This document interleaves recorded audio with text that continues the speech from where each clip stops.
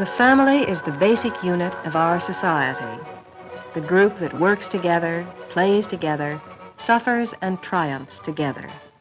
In good times and bad, we can always count on family unity. But there is a problem facing this family. It is an unprecedented problem, never faced by American families before. It is a problem which calls for application of family unity, discipline, preparation, and possibly sacrifice. It is the threat of nuclear warfare. The awesome proportions of modern warfare stagger the imagination.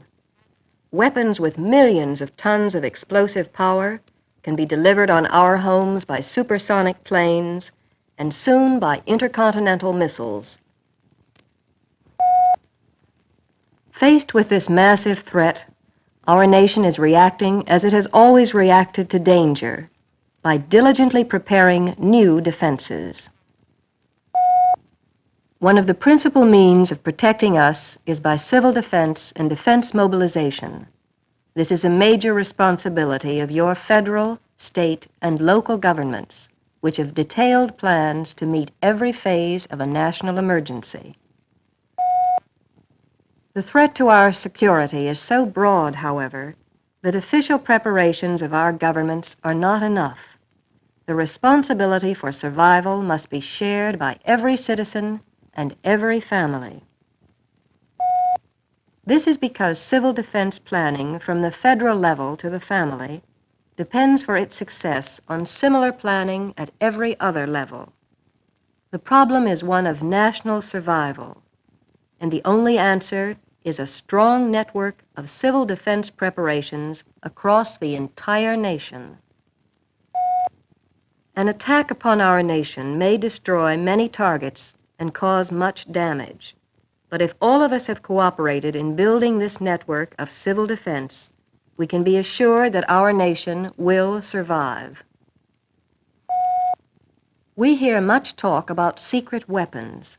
Civil defense officials have a secret weapon of their own. It is capable of mobilizing over 40 million American families into an effective civil defense. Whether she is the breadwinner or the manager of the household or both, the American woman is the key to family action.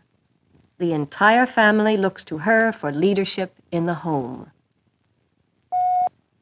We women are the last to underrate manpower, but the country is only beginning to discover the potential it has in woman power. 51% of our nation's adults are women, and 1/3 of our workforce. Women are far more active in civic and political affairs today than ever before. It is only natural, therefore, that civil defense officials turn to the same reservoir of strength to help them mobilize our home defenses. They know the women will respond as did their pioneer ancestors. While the threat confronting us today is more complex, our course of action is still the same. We must once again make our homes into fortresses against attack. The National Civil Defense and Defense Mobilization Plan contains a comprehensive section on individual action. Civil defense officials are counting on you as good homemakers to see that your home is prepared. Much of your preparation must be directed at withstanding the effects of radioactive fallout created by nuclear explosions. Fallout is tiny radioactive particles of dust which can make you seriously ill or even kill you. Fallout will be a grave threat in a nuclear war, but you and your family can protect yourselves effectively if you do a few simple things. The most important is to build an adequate fallout shelter. You should have on hand at all times enough food, water, and other essentials to maintain your family for 2 weeks without any outside assistance. Venturing out of your shelter in a high fallout concentration could be fatal. While your greatest need will be food and water, you will also need cooking and heating equipment, extra clothing and bedding, first aid and sanitary supplies. This is very important. A battery-powered transistor radio for dependable contact with the outside world. Your morale and your safety may depend upon authoritative information from government officials. All of these items stored in your shelter will enable your family to survive in comparative comfort a 2-week period of isolation caused by enemy attack or even natural disaster. You should also have a plan for moving as many of these things as possible to your car. If you must evacuate the area, you will want to take food and water, clothing and first aid supplies with you. The ability of every family to care for itself for 2 weeks will be the key to our national survival in an attack. At the end of that time, local governments are expected to be operating on an emergency basis. Within 4 weeks, the federal government will be able to provide help from its vast stockpiles, but it is expecting you and your family to get through the first 2 weeks on your own. Another important thing you must do is learn the warning signals. Our nation has a warning system which guards every approach to this continent. It can alert us to attack in a matter of minutes. Your first warning probably will come by radio, television, or local warning device. You must be prepared to know what the warning signals mean and what you should do when you hear them. The alert signal is a steady blast of 3 to 5 minutes, like this.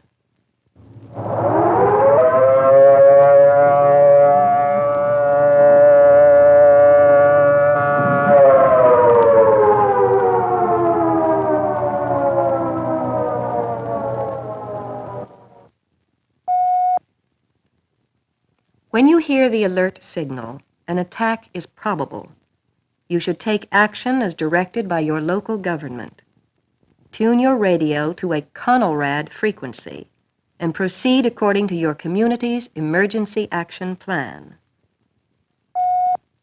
Do not, under any circumstances, use the telephone. The second signal is the take cover signal, a 3-minute warbling tone or series of short blasts like this.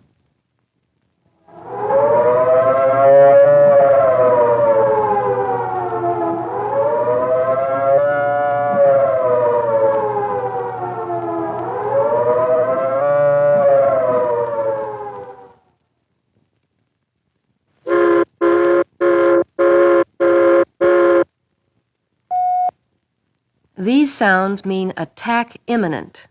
Take cover immediately in the best available shelter.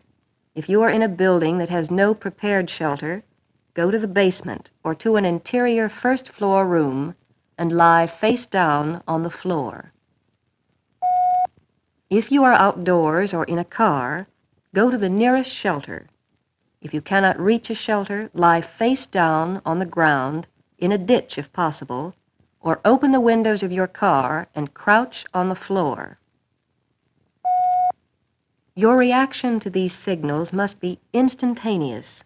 Delay could be fatal, so know them well.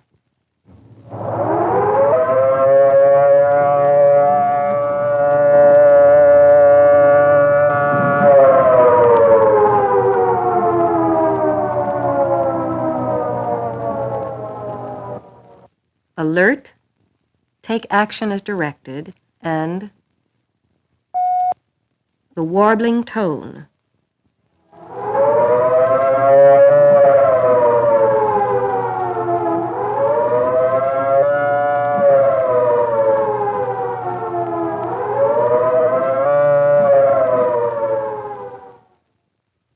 Or series of short blasts, which mean take cover. Seek the best available shelter immediately. The next thing you must understand is CONELRAD. It is the nation's emergency system of broadcasting, the means by which you most likely will receive information and instructions in a national emergency. Your CONELRAD stations are at 640 and 1240 on your standard AM radio dial. Newer radios have them clearly marked. Keep tuned to one or the other, 640 or 1240, in the event of attack. Messages will be intermittent, so do not change your dial. If there is sufficient warning, CONELRAD will broadcast pre-attack instructions on where to go and what to do.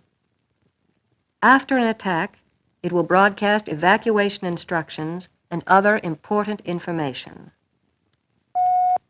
It will give you information on fallout, where and when it is expected, and when it is safe to move around. It will broadcast survival news and messages from the President and other leaders. Because CONELRAD is designed to keep enemy planes from locating their targets by radio beams, it is not as strong as day-to-day broadcasting. You will not receive CONELRAD broadcasts as clearly as you do your daily programs. It is constantly being improved by skilled technicians, but at present reception varies from good in cities to very limited in rural areas. CONELRAD tests are held periodically so you can see whether your radios pick them up. If they will not, you and your family should follow instructions you have already received from your civil defense officials. It takes a short time for stations to switch from normal broadcasting to CONELRAD, so don't be alarmed if you think you should be hearing CONELRAD and you aren't. The stations are changing over, and the broadcasts will start in a few moments. Above all, remember the CONELRAD frequency, 640 or 1240 on your standard AM radio dial for official information and instructions. Another thing you must know is your community's emergency action plan. Your officials either have one or are working on one. You should know what role you and your family play.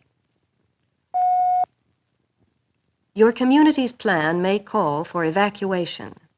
This decision must be made by your local officials after carefully weighing all of the factors. If there is an evacuation plan, be thoroughly familiar with it so that your family will know what to do. Your family automobile is your most effective means of movement. Be sure it is equipped with the necessary survival items and in good working order at all times. Keep the fuel tank at least half full and the battery charged. The car radio will give you access to CONELRAD broadcasts, and with vents and windows closed, the car offers some protection against fallout while you are driving to a shelter area. This little wallet-sized card is a good reminder of the things which you must do and learn. In a few simple words, it tells how each of us can be prepared for a civil defense emergency. Carry it with you. There is no better time to start being prepared than now.